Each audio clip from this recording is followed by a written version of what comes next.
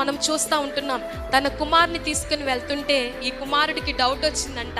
నా తండ్రి అని పిలుస్తుంటే ఆ కుమారుడు అంటున్నాడు, డాడీ మరి ఇక్కడ కట్టెలు నిప్పులు అన్నీ ఉన్నాయి, కానీ దహన బలిగా ఇవ్వడానికి గొర్రెపిల్ల ఏది అని చెప్పినప్పుడు తండ్రి ప్రాణము ఎంత విలవిల్లాడిపోతుందండి. నిజమే, తనకు తెలుసు కదా బలిగా అప్పగించడానికి తన కుమారుని తీసుకెళ్తున్నాడు కాబట్టి, అయ్యో నా కుమారుడని మనమైతే ఆ స్థితిలో మన బిడ్డలను హక్ చేసుకొని ఎంతో ఏడ్చి కుమిలిపోయేటువంటి సందర్భంలోనికి మనం వెళ్తూ ఉంటాం.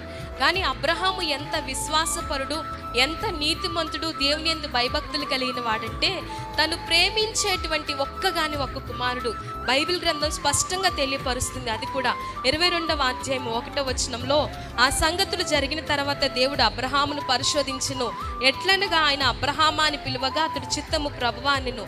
అప్పుడు ఆయన, నీకు ఒక్కడై ఉన్న నీ కుమారుని అనగా నీవు ప్రేమించు ఇస్సాకును. ఏమని సంబోధిస్తున్నారు?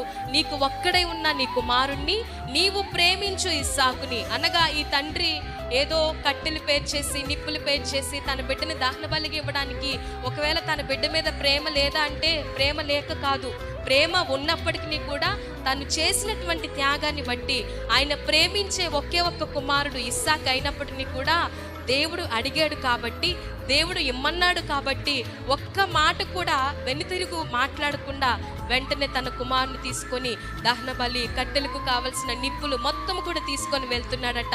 ఇక అయిపోయింది, మొత్తము కట్టెలు అవన్నీ పేర్చేశాడు.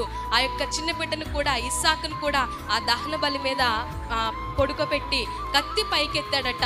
వెంటనే దేవుని దూత స్వరము వినబడుతుంది.